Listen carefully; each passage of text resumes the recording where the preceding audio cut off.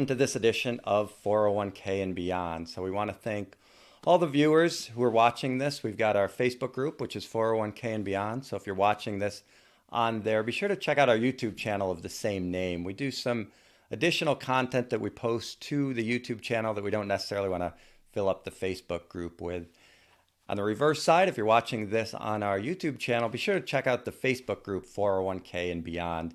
We get some good interactive discussions on there where we have, we've got a good group there. We've got 401k participants, we've got business owners, HR members.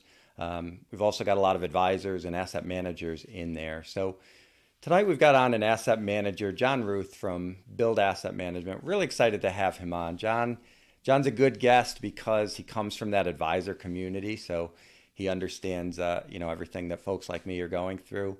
And he's got a good background as far as that. He's got some really good opinions on where target date funds are now and how they've been useful over the last, decade and a half or so, but how we're going to that next level, right? So it might be advisor models or some sort of custom target date fund solution rather than just picking a fund family off the shelf and going forward with that. So his company's Build Asset Management. He's coming to us from Missouri, and we'll welcome him on now. John, how are you? Hey, Brian. I'm good. How are you doing? Good. So I noticed that football jersey back there, so I got to ask you about that right off the bat. That's from a time when I was as good as I once was, as Toby Keith said. Yeah, that's my Mizzou football jersey. I played a little bit. I was a walk-on. I got a little playing time my senior year, but was on a really good team. So that is the 2008 Cotton Bowl jersey from the outdoor Cotton Bowl in Dallas. We played Arkansas in that game. All right, and from there, so you spent some time as an advisor. So what would lead somebody from the advisor world into asset management, kind of on the fund side? It was who's going to fix this problem that I kept running into. And eventually, look in the mirror, get together with some people who are smarter than me, my partners, and some of the key talent on our team is, what are we going to do about this low yield problem that is really challenging conservative investors and just people who are getting closer to or through retirement. That low yield phenomenon, you asked about the jersey. I graduated from college in 2008. And so you come right into the professional industry facing an entirely different set of rules than the ones you spent, time studying to prepare to serve clients under. And it became clear that the industry was just lacking the tools necessary to serve people in this new modern low rate era. And so one of the things that Bill set out to do was to help people get to and through retirement, but ultimately help them preserve their purchasing power and do that without taking on more risk. So risk mitigation and looking for bond replacement opportunities is really what we're all about presently here at Build. And so we see most of the flows now are going to these target date fund solutions. And my issue with those on the advisor side is we would never sit in front of a client and say, here's your list of 20 mutual funds you can pick from, and they're all with the same fund family, right? But that's essentially what we're doing with a target date fund. We're saying your whole retirement is based on the ability of ABC fund company to be good in every single asset category, which really doesn't make sense. So let's talk a little bit about what kind of flaws you see in the target date space, and what Build can do through the 401k to help participants get to that retirement date. I think it's just evolution, in a word. So if you pull out your first cell phone and you compare it to the one you're using today, I think you'd agree there's been some pretty dramatic improvements in the technology, and that's really where we're at right now with target date funds. History lesson, they've been around since 2006 with the passage of the Pension Protection Act. Again, a lot of the rules surrounding the interest rate equation in particular has changed dramatically since they were presented to Congress in '06. And what that means is that they were a good V1 but now it's time to dare to continue to innovate. So I don't think they've done any harm. I think they've done a lot of good, but they are facing a lot of headwinds surrounding especially this low interest rate problem. And the question is, where do we go from here? How do we continue to make these better? And ultimately, are we achieving the goal of replacing the pension and putting people out with a dignified retirement that gives them the solvency that they're looking for? That's where we've still got some gaps as an industry. We talk a lot about the participant, the investor outcomes, but right now we don't have, as an industry, much to show for proof of the outcome concept. There's just a lot of hang in there, stay the course, and so it's that gap that we need to try to fix. So I believe in the private sector's ability to innovate. I think there's some good things happening in Congress, believe it or not, on a bipartisan basis. Like there's some good things in Secure Act 2.0, where the government is maybe going to get out of the way and let innovation happen at a faster pace. So those are good things. I think we're just getting started, and that's where people like us here at Build can be a part of the solution, Brian. It's going to be up to us to help engineer and create those better retirement outcome-based products. Right, and one of the things that's getting a lot of play now, of course, is do we need annuities and retirement plans? As people get to 65, they've got this great big pool of assets. Now, how do we convert that into a stream of income that's going to flip the switch or turn on the faucet, whatever analogy you want to use, but that's going to drive that new paycheck for them? And I imagine that's something Build wants to be part of too, right? I think we can help with help the insurers really in that case. Make sure that we're building the accumulation bucket to a level that is sustaining the guarantee that they're making. So we don't have a vision presently on the insurance side of the business, but for those people who kind of geek out on the investment side or the advisory side on what's under the hood of any annuity chassis, you've got two engines. One is a growth engine, and it's still going to be market returns that drive that side of the equation, and then you've got you use the faucet or the water spigot analogy. Then you've got the distribution side. So that's where you have a guarantee of a certain percent or a certain dollar amount for the duration of that contract. But the two of those things need to be working well in tandem. So I think we can help the insurers keep the growth bucket, if you will, in a place where it is getting meaningful returns, but in a safe way. And that's really what insurance providers are looking for. But typically, they've been able to go to the U.S. Treasury and investment grade bond market to get those kind of returns, and they can't. So that's the void that we can fill. That means it's true for an insurer. It's also true for 65-year-old participant. Yeah, and you had sent some slides out ahead of time that I thought were pretty interesting. And one of the things that sort of jumps off the page, and you touched on it earlier, is if you're somebody who's retired, really within the last few years or at the right time, you've benefited from a nice run in the stock market here for the last 10 or 12 years, but you've also been a beneficiary of declining yields that have forced the prices up. So you've had a pretty good run in the bond market as well. For those people who are retiring now, it's not like they can walk into the bank and buy CDs at 7%. So they miss out on that. But they've had a pretty good run here if you're somebody who's just retired. And you can't expect, I don't think, on the equity side or the bond side, returns like that going forward. What are your thoughts there? Well, first, when you're looking at this chart, remember it's on log scale. So this is actually all accelerating in both directions. The stock market's accelerating faster than it looks on this chart, and the decrease in yield is accelerating. So, the problem that I tend to find when I was an advisor working with people who are nearing their retirement horizon is they start to become more about managing and making sure they keep what they've accumulated, and it's less about the earn. So while the stock market is something we believe in long term, you can't adequately address sequence of return risk, or just more simply put, bad timing risk.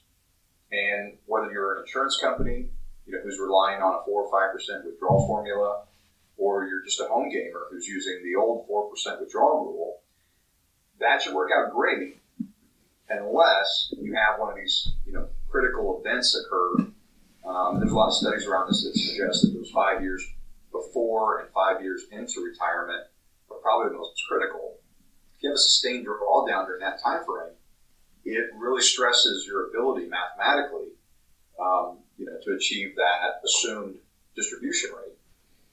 Now, mathematically is one thing, but if Brian, I know you still work with plan sponsors and individuals in plans, then you've got that human element, the emotional element, and that is something that we have been unable to measure, as a society or an industry.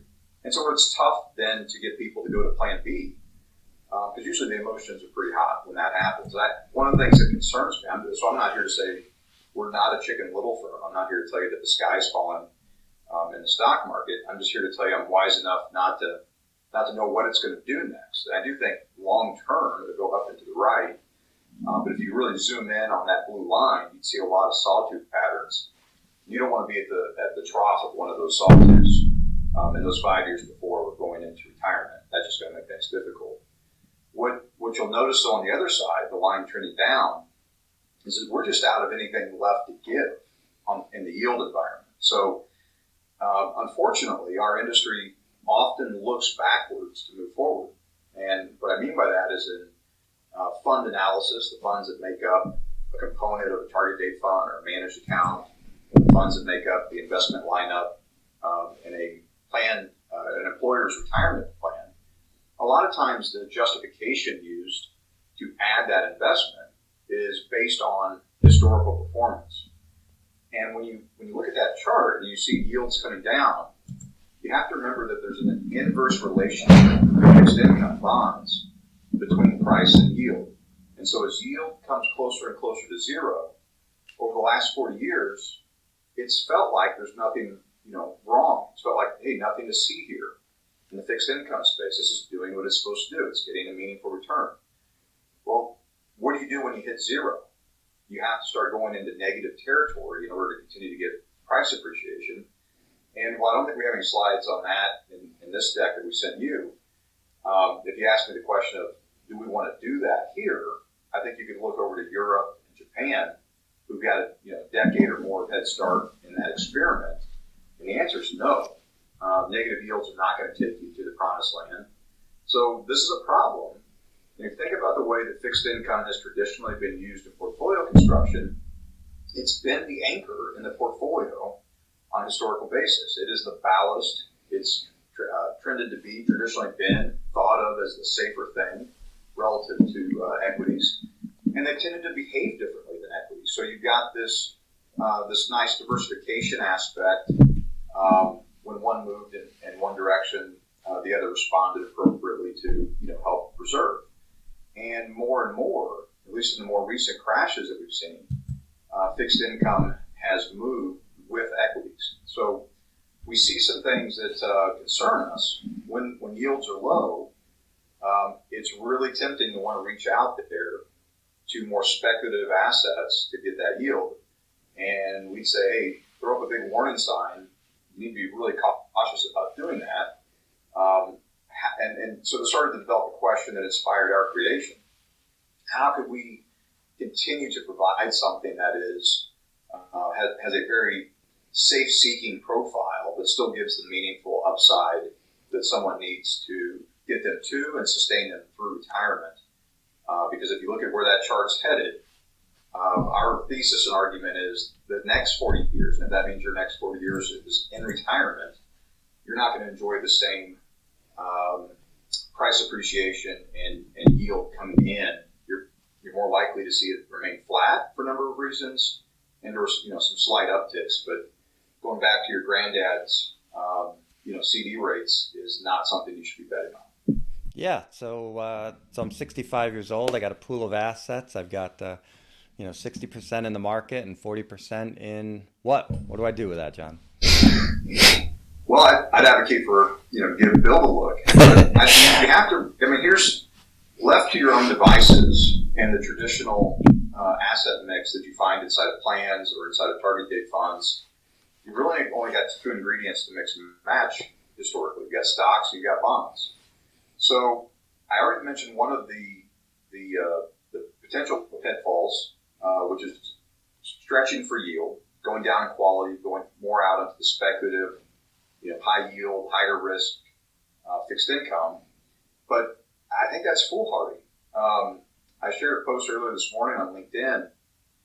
As of September 9th, 85% of the U.S. high yield market was actually yielding less than CPI, less than the Consumer Price Index, which really is tied back to the I word, inflation. So you weren't getting paid appropriately for the amount of risk that you were taking. That's a trend you need to expect to continue. So that takes out one of the options, which is we'll just get a little riskier but still stay in fixed income. The other option that you've seen historically when there's flattening of the interest rate curve or some inverse staking effect is managers trying to barbell, meaning they go out long, maybe use like a 30-year treasury, mix that in with some shorter duration fixed income to try to get back to some average that looks more like the average duration and quality of, say, the ag, but attempting to do that with a more thoughtful approach to how they're getting that profile. Same thing, when the curve is flat, you're just not getting paid appropriately for the amount of risk that you're taking or the amount of duration you have to hold, to get that return profile. And so I'd say the last most common approach that we see, and I think this is manifested today in the most popular off-the-shelf target date funds, is you say, well, I can't use ingredient A, bonds. I'm just going to start using more ingredient B, which is equities. And that's worked out nicely from a total return perspective. But how quickly we forget, in between that has been a lot of thrash. I mean, I'm surprised still how many people don't remember March of 2020 when the S&P was down 34%. And I'm worried that we've been conditioned, as an investor community with recency bias, because we've been through two pretty major, events since, if you included 08, then you include March 2020, people go, well, it came back. And so there's, nothing to worry about. There's a lot of assumptions baked in there about how quickly it'll come back. And so again, I point to those critical retirement zone years, 5 years going into, 5 years coming out of that retirement decision. If that happens on your watch, it's really going to mess up the goals that you've laid out, the plan that you think is going to work for you. Yeah. And you mentioned manifesting, or I mentioned manifesting. So target date funds in 2006, when you got to retirement, this idea of a glide path, that you go on this journey of more aggressive stock-based investments to more conservative bond-based investments. Again, they've left with the same ingredients. Those funds today look more like moderate to moderate aggressive allocations, at or near retirement. I think some of the five most popular, retail target date funds average about a 60-40 stock to bond allocation to and through retirement. That's going to solve for longevity risk, but it doesn't solve for sequence of return risk. Right, and you sequence of return, you run the risk of, if you have a few bad years at age 66, 67, 68, I mean, it's going to be tough to come back from if you're pulling money out of that. And then you've got the emotional aspect of it. If somebody has 3 down years, right into retirement, how are they going to react, right? I mean, you're going to have a large group of people who end up, going to cash and not participating in that rebound when we get one. So I want to talk a little bit about credit creation. So, one of the slides you sent was interesting, is more credits created, we're getting less bang for the buck. We're not getting the same sort of impact that we saw years ago. So that's having an effect now, right? Well, it is, and it really is the root cause for why our thesis is that this low rate environment sustains. So I think it's just one slide back, Brian, if you want to go to, there's kind of a magnifying glass. I think does a really good job illustrating the problem. It's we have been reliant upon government debt, excess spending in order to create net new GDP. And if you look, there's a divergence here that is quite clear, and it happens after 2008. It used to be that you got a pretty reasonable rate of return for every dollar that was created. That you and I, the taxpayers, the U.S. government, would put out the door, regardless of what it was used on. It would generally find its way back into real growth in the economy. And since 2008, that's not the case, which means that our productivity rate is going down, and this creates a need for rates to continue to be low, as far out as we can see. And this problem gets worse and exacerbated when you have, sudden unexpected things come up, such as, the COVID-19 pandemic. And, what do? We turn the money printers on again to try to get people through that. So it's not unlike using your, rainy day fund as a saver inappropriately. Once it's gone, it gets really hard to replenish that to use it for the thing that it was intended to be used for. So it is the divergence between credit creation and real growth that encourages these rates to stay lower and lower and lower.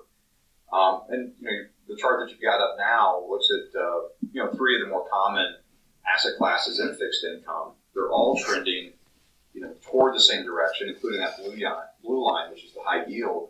You've got U.S. Treasuries there on the bottom, U.S. corporates in the middle. So you just go back to, are you getting paid appropriately for the amount of risk that you're taking, as all of those traditional fixed income categories start to trend to zero. And you see some bumps along the way, but if you drew a straight line through all those, that's definitely a declining narrative, and it is that differential between government spending and GDP that is going to encourage the Fed decisions to keep these rates historically low. And what's it mean for savers who would naturally tend to want to be in safer asset allocations? They're going to get punished, and they got to rethink how they go about their portfolio construction. And financial professionals who are allocators typically really need to be looking for innovative ways to get the returns that are necessary without taking on more risk. Right, and getting 1 or 2% in your fixed income is bad enough, but when inflation's running 2 or 3 times that makes it even worse, especially in retirement when you don't have the opportunity maybe to go back and get another job or revisit sort of the income accumulation part of your life. So I want to get into some of the solutions that you're thinking. I mean, obviously you went from the advisor world to build, if you will. So where do you see the opportunity, and how can you help here through some of your option overlays and things like that? Well, underpinning our thesis that rates will continue to be low and that you should be seeking quality inside of fixed income. Remember I said earlier that on that scale chart, bonds are coming down, markets are going up at an exponential rate. The Fed's decisions, the World Bank decisions around the world, are going to push equities higher. This is our thesis. And so we've developed something that just plays better, in our opinion, in this modern economic and interest rate era. And so, underpinning what we do is really a quality fixed income core. And I say quality, the majority of this is investment grade, majority meaning, 85, 90% of our flagship strategy being in that IG credit. And the remainder is in a long-only call option strategy, which is deployed on the S&P 500 or its lookalike surrogates. And then we manage that in a quantitative framework, or you could say an algorithm, that tells us how to take the gains that we get from those equity returns and rebalance them into the asset that's thought of as the safer haven, which is that quality fixed income. And that, when I say quality, it's also meaningfully low in duration relative to, say, intermediate core or ag. And so we want to be on the shorter end of that curve if rates spike, so that you can be more responsive to the portfolio long term. But this is thoughtfully designed to give you participation in those equity markets, which probably will do well long term, but it will negate the bad timing risk, that sequence of return risk. And what you end up with is something that gets you historic looking high yield like returns, or meaningful market like returns without the downside profile. So you're getting this complementary symmetric risk in the strategy. And back to what inspired us, it was that gap that we weren't seeing when we were working with participants. When I was working with individuals, we didn't feel like a solution like that existed. But again, to our thesis looking ahead, felt like something had to be developed that would fill this gap, because at the same time, you're talking about service to others. You've got the biggest wave of individuals with the boomers still retiring, at a rate of 10,000 a day. This impacts a lot of people who have worked their whole life, and really were the first set of people who had pensions taken away from them as they migrated to this do-it-yourself strategy. That's what we thought we could really make an impact, and it was getting together the right team of talented individuals to develop something that we would strive to make rigorous and repeatable, that would be defensive-minded first, but still provide that upside potential that people are going to need to make it, and need to make it, especially if inflation continues to rear its head. And I think there's probably good evidence that this is the period we're in right now is less transitory than government officials, Fed officials had hoped when the pandemic started. Yeah, you said a couple things there that were pretty interesting. So I know you live in this option world every day, but to people who aren't familiar with it, that can be sometimes a little bit scary, right? They hear about people getting involved in options and having issues. But what's important about your strategy is it is long only, right? You're not selling anything short there. And you're participating in very liquid, if not the most liquid option market, right? So this isn't something that's that they're going to wake up one day and find out that their fund blew up, right? Well, you're right. I mentioned you asked me about target dates earlier, and I said we're on V1, and that's going to evolve, and we'll be thrilled, as an industry that it does evolve, and that today target date funds and other portfolio construction methods are really deployed with only two ingredients: stocks and bonds. But what are we replacing, Brian? We're replacing the pension. Mm-hmm. And pensions use a number of other asset categories, to deliver that guaranteed income to individuals. And guess what? Insurance companies do too. Back to your point about annuitization. So the pros are using more than two tools. That market where we trade options has become a vastly evolved market over the last 20 years. So at a time when people were thinking about target date funds and what was appropriate inside of 401ks, there's good reason, going back 20 years, where they wouldn't have thought about this as a relevant device. But go back 20 years, we didn't think about high-speed internet as a relevant device either. So how quickly the world has changed. But you're exactly right. It's a very liquid market. We're not leveraging our option purchases. And it's a binary outcome. They can either appreciate in value or they expire worthless.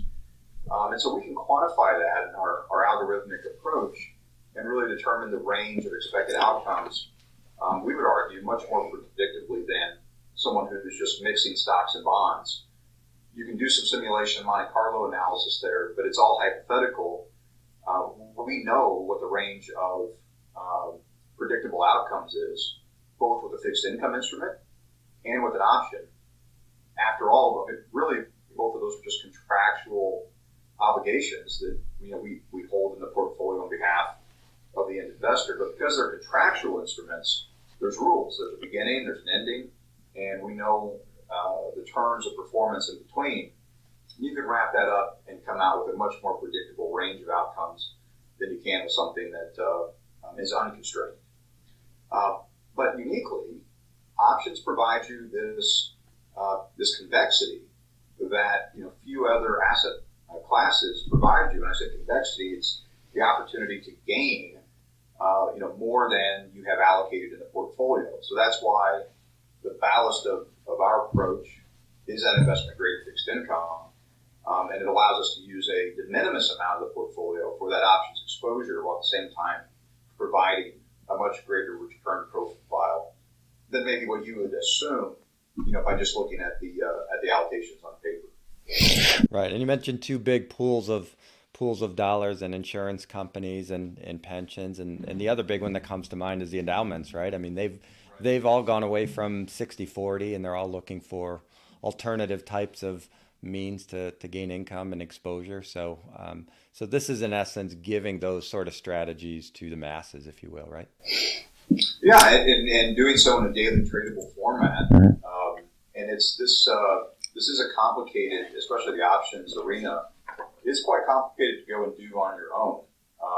And that's why firms who offer home trading are supposed to require you to have some type of more sophisticated experience before they allow you to be an options trader in their platform. So this is not something we'd encourage the home gamer to go do on your own, but I wouldn't encourage you to perform surgery on yourself either.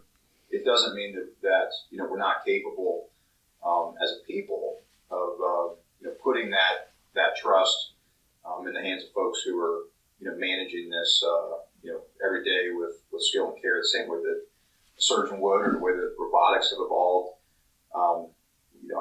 All things are evolving, and I think if we just look at the reality of things, it's fixed income needs a lifeboat right now. It's traditional places to manage fixed income don't look good.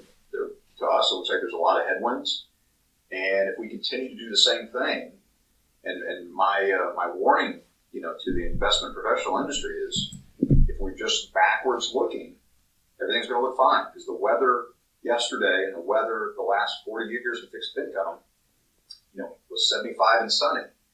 And that's coming to a screeching halt pretty soon. And if we're still allocating just stocks and bonds, we're going to be literally signing up investors to lose purchasing power. Right now, the U.S. Ag is negative yielding on a real return basis. I may have mentioned earlier, high yield, 85% of the U.S. high yield market as of last Thursday was yielding less than CPI.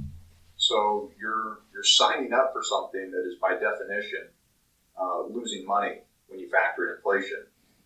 That's not, advisors as fiduciaries, that's not what we want to do for the clients, but they're looking for the off-ramp. And because I think right now, left with those traditional tools, their only other option is just to add more equity, and that hurts eventually. And what you've got up on the screen here now, this is my favorite internal chart to help people understand, that risk-reward framework, risk-return framework. It's an efficient frontier since our first strategy's inception and launch in early 2020 through Q2 of this year. And it plots returns against standard deviation. Standard deviation is just a fancy term for risk. And so anywhere along that dotted line, one could argue is the efficient mix of risk and return. Remember I said earlier, careful about owning high yield. You're not really getting paid appropriately for that risk. If high yield was giving you 20, 30%, maybe you'd be getting paid appropriately, but that's not the case today. And so where you'd like to be is as far up and to the left on this chart as possible. What that would tell you is that you're taking very little risk and that you're getting maximum return. So where our strategy plots, as of the end of Q2, is in a pretty nice spot.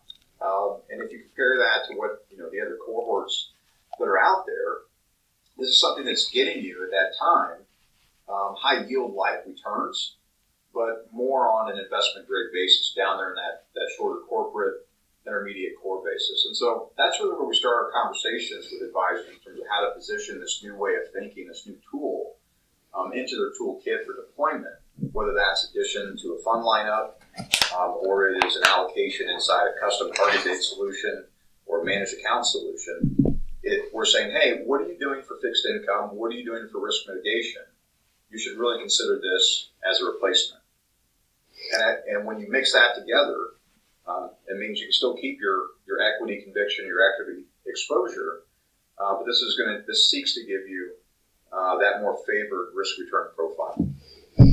Okay, and these strategies have been around for, you've got track record going back to the beginning of 2020. Obviously, we would never, tell anybody that that's any sort of guarantee of what we're gonna see in the future. But what can we learn from this chart now? A year and 3/4 in. How does this help us? Well, we do get asked a lot about how we performed during the COVID meltdown. And as you said, exactly what the compliance folks would want us to say, which is that past performance is not indicative of future results. That's important, but hopefully you heard me earlier say, don't just buy things because they performed well in the past. I think that's foolhardy. But the strategy right out of the gate got a pretty good opportunity to take a punch. It was down about 6.25%. At a time when the greater market was down 34%. So that's the risk mitigation framework that we think is so important. But it's also, what are you learning from the chart? We weren't smart enough at that point in time, to deploy, say, dry powder. It wasn't like we were sitting on the sideline, Brian, and said, okay, now's the time to invest. Part of our thesis is that no one is smart enough to tell you how to time the market. So our ability from that bottom of that trough through today, to be able to continue to inch up and to the right is entirely formulaic. That is what the options exposure and the algorithm that wraps the entire device allows us to do. So this strategy is always participating. It's never out of the market. We never make a tactical decision to leave because we're not smart enough to do that. And I would question anyone who says that they are. But we've designed a thoughtful way to get that constant upside exposure without betting the farm to the downside. So I think that's what you can see here. If you take the numbers out and just look at the chart itself, it's just chipping away at that growth equation. And doing so without getting too cute on the fixed income side, which is where I think people are really going to get into trouble if they start stretching for yield right now. This whole notion, while we're there, I think your parents' and your grandparents' notion of yield cannot be the mental framework of the advisor or the client who's advising people to and through retirement today. Yield is a falsehood in many respects, and you're really going to have to look at this from a total return perspective. What am I earning on the total return of the portfolio? Does that allow me to sustain the withdrawal assumptions that I'm making? Is it the 4% distribution rule, 5% distribution? You're going to have to think about that on a total return basis, because if you stretch for yield, you're going to get your hand whacked when rates turn over. Right. So your website is gitbuilding.com. You've got your general disclaimers there. So I'm sure your compliance folks would want us to throw that on the screen. But how do people find you, access you? How can they invest in your strategies, John? Yeah, thanks for asking. So we deploy the strategy today two ways. One is in a separately managed account. That's usually for unique use cases. Today our largest separately managed account is used for an advisor who runs a pretty large managed account solution, which is a type of custom target date fund. And then the other is through collective investment trust. And so CITs are only available in certain qualified retirement plans. We're the hired manager to that CIT. It's a strategy that Alta Trust, the trustee, owns and facilitates on behalf of the participants in that fund. But that's where you can find those strategies today. Down the road, I can share with you that we have filed our ETF Prospectus A with the SEC, so we're still awaiting comment. But our goal is to incorporate a similar strategy that our portfolio team has experience running in a wrapper where advisors are telling us they'd like to use this type of approach in their wealth management or model practice. And so hopefully, maybe come back later in the year when I can share more with you about where we are on that build out. But long term, I hope people will think of Build as a fund manager who offers our unique strategies, an array of wrappers that can serve them throughout the retirement investing experience. But then our cottage approach here, our niche, is really doing this in a thoughtful way that provides risk mitigation with meaningful upside potential. And behind the name, what really inspired us to choose the name Build, this idea that results don't happen by accident. This is true in your business, in your practice. It's true in your relationships. You've got to be intentional about them. Great things are created, and retirement outcomes have to be created also. And so we see it as our mission to engineer more efficient returns and to do so in an innovative way. And so I hope that's how people will think about Build long term. We're pretty new at this, but I think that we're coming up with timely and needed ideas. Hopefully some of the information I shared with you tonight was helpful to give people kind of that zoomed out picture of why we're here and why our thesis is that this low rate environment is going to be here to stay. Yeah, that's good. We really appreciate it. It was good to get a look inside the bond market, where you think you're going, and also an insight at, geez, you think of the bond market and how big it is and how many bond funds are out there. It's like, man, why the heck would somebody want to start a new bond fund? But there you are, bringing something new, something exciting to the table. And it sounds like in a few months we may have other ways to access it. So we'll have to have you on again at that point. So John Ruth, Build Asset Management, getbuilding.com. And we'll have you on again, John. Thank you.